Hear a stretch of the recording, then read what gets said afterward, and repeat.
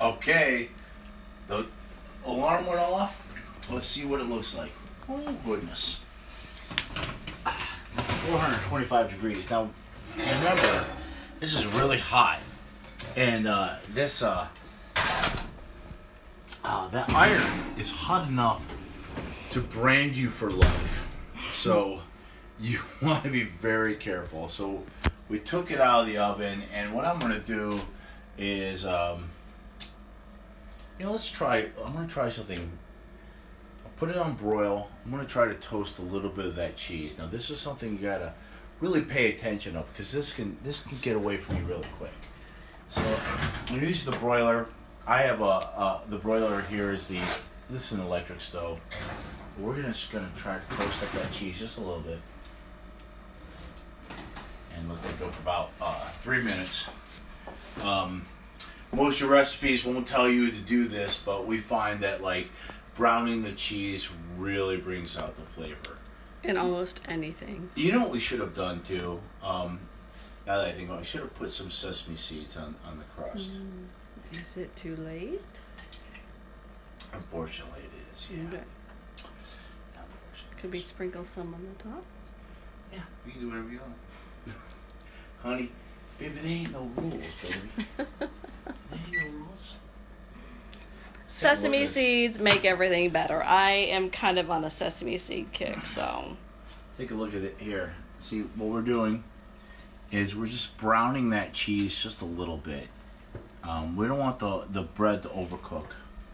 We want the, especially the pepperoni too. Like the pepperoni, there's a lot of oil in it, and as it cooks, that oil is released. It got so hot that my knees were on fire. And this is just like a little extra thing. The one thing is, see, I can smell it already. Can you smell it? It's toasting.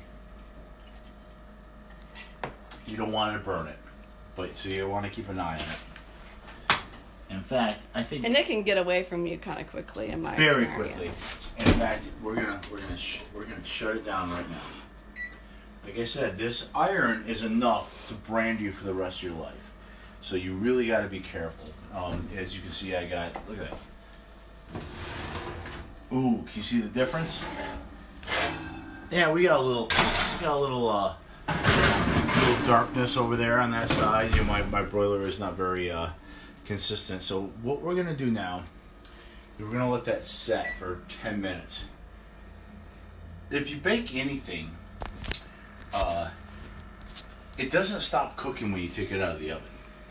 It's got so much heat built up into it that it'll still continue to cook. So we want to. That's why, like most things that you roast or you bake for a long time, you want to give it some time to rest afterwards, because it's still cooking on the inside. I would think here, especially with the iron skillet. Absolutely. Because the iron skillet is going to hold more heat than anything else. Anything Teflon, aluminum, or whatever else you use to bake your. And let me give you a word of warning that I learned the very hard way. Only iron can handle this kind of cooking and this kind of temperature. Teflon, when it's overheated, gives off a nauseous gas, and it'll kill birds. So if you have pet birds, if you have parakeets or finches or parrots, and you cook with Teflon and you try to broil with Teflon, you'll create a nauseous gas that will actually kill them. And I learned that the hard way. I had some parakeets that I lost. Well, and to be honest, I mean, it might be lethal to parakeets, which is sad in and of itself, but I kind of feel like, is that good for humans as well? I mean, it may not kill us, but is that good for our lungs? Yeah, I mean, it is the canary in the mine. In the coal mine, yeah. Yeah, they would bring canaries down in the coal mines, and if the canary died, then that was their way of knowing that there was nauseous gas down there that would kill them. So it would kill a canary before it would kill a person. So what I'm saying is, stay away from Teflon. I use it for certain things. My rice cooker, that's fine. But anything where you're doing intense heat like this, we cook this at And here's another thing too, because I've done things where I've cooked something and then I walk away, and then I forget that like this iron is enough to brand somebody for life. That I'll put the heating the pads on it so that I remember it, because I'll walk in and actually grab it, and I've burned myself pretty bad. Thankfully, it wasn't too bad. In the meantime, I realized I opened up this can of olives, and I'm gonna put them in a Tupperware now. So anyway, we're gonna let that sit. We've been, by the way, we've been watching the zombie movie. The Walking Dead. We've been watching The Walking Dead. It's okay. Do you want to cover up the mushrooms too? Yeah, we'll do that. I think The Walking Dead was really great in its first several seasons. I also think that it was personality driven. I think that Andrew Lincoln, once he was off the show was over. You know, it's still interesting. We're watching it, but it's not like those first like 3 or 4 seasons with Andrew Lincoln were fabulous. Okay, so anyway, we got 7 minutes. We'll be back in about 7 minutes, and we're gonna cut this. And look at that. I mean, look how thick that is. That's solid. Put your hand like. Oh, well, here, I guess I can do it. Just so people know. Yeah, because the black skillet and the black stove is hard to see. Yeah, that's like a full-on 2 inches, 3 inches. Let me show you something, too. I don't know if this will... Can you see the separation between the pan and the dough there? Like, this is a solid... I mean, this is a pie. They talk about pizza pie. That's a pizza pie right there. Vanessa just commented on cooking in an iron skillet and how it's the best. It is. Which I am going to love. I'm going to love it because I also cook in my iron skillet, the one that you got me for Christmas. Mm-hmm. No, I think you got it for my birthday.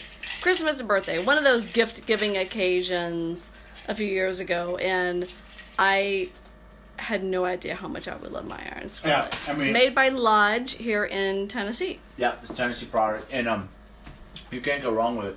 And like, I smoke, I grill, I do all those kind of things, but if I only had one thing, it would be an iron skillet. And I've done steaks in those.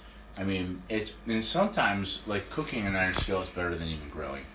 So, and I remember this back, when I was in Detroit, I was in advertising, and I produced a lot of commercials. And we went to some kind of home and garden show, and they had some guy. This was in the '90s. And he had that that Time Life book headset on there, and he was this real hotshot guy, and he was doing this seminar about their space age metal. And he's like, "You ever notice how your mom's food tastes the same?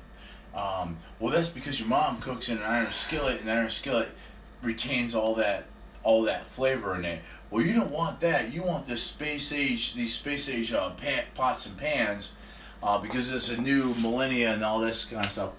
And I remember sitting in the audience listening to this guy and thinking, actually, from what he's saying, he's trying to tell me that iron skillets are bad and new space age metals are good. But the message I got from it was, I want me an iron skillet, because I got this one back in 2011, and I've been cooking on it consistently since. And now everything I cook has a signature to it. I mean, this is like Cody Engdahl food, because I've cooked so many things on this iron skillet that the way I cook, the decisions I make when it comes to spices or how I do things are all imprinted in that metal. And now everything has a kind of homogeneous Cody flavor to it, because I have built a legacy of flavor that is contained in that metal. And by the way, they say women, especially as they get older, need to take iron supplements, and you get a lot of iron just by eating food that was made in an iron skillet. So you do. $25, it's a great investment. Look, we just made a pizza in one. You can cook eggs, pancakes, fried steaks. We do stir fries in it, fajitas. There's no end to what you can do with an iron skillet. So if you have one thing in your house, even if they cook them, I hate electric stoves and ranges. One day I'd like to go back to gas like I had back in Detroit. But I have an iron skillet, and that makes up for a lot. So we'll be back in a few minutes, and we're going to cut that pizza up, and we'll do our last video, and we'll show you what it looks like. In the meantime, by the way, here's the commercial. I am a historical fiction author. Oh, this way. There we go. Better light. Yep. Absolutely. This is my first novel. This is an action-adventure book that takes place in the American Civil War. The series follows the action and the real adventures of the Michigan 2nd Cavalry. All the history in this book is absolutely true. My characters are fictional, but they interact with real people.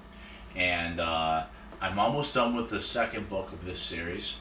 That one's called the Perils of Perryville, and that one I'm very excited about as well. But this is the greatest achievement in my life, really. And so, if you're interested, the link is in the description of this. And we also sell this at Parnassus. We sell it at the Lotes House in Franklin, and we sell it at the Sumner Historical Museum. And of course, out of the trunk of my car. I play fiddle. I play historical style fiddle. I play old timey. I play a lot of the style of music that was from the 19th century. It's all tied together. In fact, I play the fiddle really to promote my books. So if you ever see me out, I probably have a box of these in my car, and I will sell you one and sign it for you. I'll personally sign it for you. So anyway, check it out if you're interested. Civil War. Oh, you know what? Let's just keep going. Okay, and just to remind everybody who's tuning in, we will be posting the recipes for salad and the pizza. Yeah, you have a recipe. The dough. I don't because I know some of that is. I'm using a recipe for the dough. Some of that's from your head, but everything else is from my head. Yeah. So yeah, as much as we can post, as many directions as we can post, we will, because Vanessa asked that we do that. Yeah, we will do that. And also, I want to say this. Will you grab me a beer while you're in? Yeah. I think there's one loose floating around. And then a whole 6-pack. So Laura's a beer drinker. I'm a whiskey and a wine drinker. Only my second or third. Yeah, baby, you straight? No, where's your, it's in here. Okay. Watch, this is how you pour beer, by the way. Well, so I just opened it, right? So I'm gonna turn that on its side, and I'm just gonna let it pour. And you don't have to do the whole thing if you don't want. Oh, I can do it. Look at that. Or not. That's a perfectly poured beer right there. That glass is a little less than. That's right. I like it. It's like a little miniature pint glass. Yeah, she doesn't feel so bad. In fact, I'm gonna just talk. I'm not gonna make a whole drink. I'm just gonna add a little bit of whiskey to what I got going on. This is Evan Williams. It's good bourbon on a budget. They're the I think the oldest bourbon maker that's still around in North America. So yes, it's Saturday night. We enjoy our adult beverages because we do not have to. We're adults. Get up early tomorrow. And I only on like Saturday night and Friday night and Wednesday night when we spend some time together. But mostly on school nights I don't drink. But there we go. I'm Cherokee and Irish, so I had no chance of not being a drinker. All right, so we can see. Come here, baby. Take a look at this. Look at the separation from the pan. See that? See that? I do. All right, so what we're gonna do is and just a note, he's still using the pot holder on the handle. Yeah, because it is very, very hot. We'll see how good I am with my left. We don't want to brand our audience or you. I want to brand me. I have a personal brand, but all right. So I'm gonna cut that. And this is kind of difficult because, you know, this is a big piece of food here. And I'm gonna cut one of Laura's pieces because Laura doesn't like the pepperoni. So we made And I kind of went a little far, so your side's a little smaller. All right, let's see if I can get a clean piece out of here. This is kind of like somewhere between pizza and lasagna. It's very thick. Is. Vanessa comments on the virtues of responsible drinking. So yes, we have had a few drinks, but we are at home, so we are going to tuck in later tonight, so we will not be out and about. So yeah. We never drink if we have to drive anywhere. And you know, a lot of people don't realize this, but like I said, I'm a big introvert. I'm able to go out if I know I have to perform. I can do that. I could be in a crowd and I'll play on stage and all that, or talk on live TV. But for the most part, I'm very lucky because I kind of get my social fix from doing that. Like I spent 3 days performing publicly. I'm a fiddle player, but for the most part, like when I'm not working, I just want to be home, you know. And I like to hide out from the rest of humanity. And this is a great date night for two people. Actually, you can do a whole family who are in love with each other. And okay, it's gonna be sloppy, honey. The first one's always tough, but here we go. Look at that. Whether it be cake or pie or lasagna or pizza. But look at that. Or whatever other southern casserole we're working on. That, the first piece that's your piece, baby. Yes, now fine. cut me a piece. I will. I'll take it. And the first piece is always sloppy. Yep. And here's the second one. All right, go ahead. Do your thing. Come back. Sorry, I just had to set my plate down. And Laura is yellow, and I'm orange. Detroit Tigers, my favorite baseball team. They're blue and orange. Here's a piece with a. So you can see, look how layered that is. So it's got crust, it's got sauce, it's got cheese, it's got the what's that cheese that I'm using? Ricotta. Ricotta cheese. And anyway, I mean, this is a lot of food, and this is really probably for it's pretty rich. Yeah, this is I mean, you can make this for a family. You got, you know, mom, dad, 2 kids. I would suggest at least taking a walk. Either the day of or the day after, or maybe even both. That is Detroit Greek style pizza right there. You saw it right here on Vanessa's Candles, Lotions, and Potions group. Thank you so much for going along on this journey with us and putting up with us as we drink ourselves to oblivion while we're cooking. Took us only several hours to make this. But that looks just fabulous. I'm very proud of it. And it's very easy to make. And I'm going to put the recipes on the first version of this video. We numbered them so you can look through them. And if you don't want to do like the deep dish thing, you can take the same recipe for making the dough and you can make a flat pizza, but you're going to want to get like Laura's got what's that, like a pizza rack? It's like a screen. I do. It's a pizza pan that's... Yeah. So that it doesn't fall apart on your, but it's very easy to make. And I'm telling you, it's a much more, I mean, this is better to me than anything we would have ordered and got delivered. So we're going to eat this and we're going to finish our, actually we're going to start watching this Korean horror movie called The Host or The Parasite?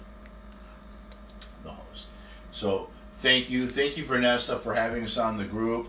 And if you're interested, like I said, I'm an author. I write action adventure novels that are historical fiction. So when you read my novels, you'll enjoy a great action adventure story, but you also learn real history in it. Rampage on the River, it's in the description. You can click on that. You can at least look at it. And if you read the preview of it, and you say, yeah, I like this. Or you say, no, this is terrible. I don't want to read this at all. But also, if you're interested, give me a friendship. Send me a friend request. And I'm always like doing cooking videos or videos of me out playing my fiddle somewhere in town. You're on Facebook, Twitter, Pinterest, Instagram. Everything, LinkedIn, yeah, and also the new novel, which is going to be called The Perils of Perryville. That's coming out in a few months. So if you read the Rampage of the River, and you're like, man, that was awesome. I need more, and it is a little bit of a cliffhanger. The Perils of Perryville is coming out soon. So thank you very much. Have a safe and healthy Saturday night, and I hope you learned something. And good cooking to you. Remember, cooking is just confidence. Just have confidence in yourself. You can do it. And have fun with it. Have fun, man. Make mistakes. Don't be afraid to make mistakes.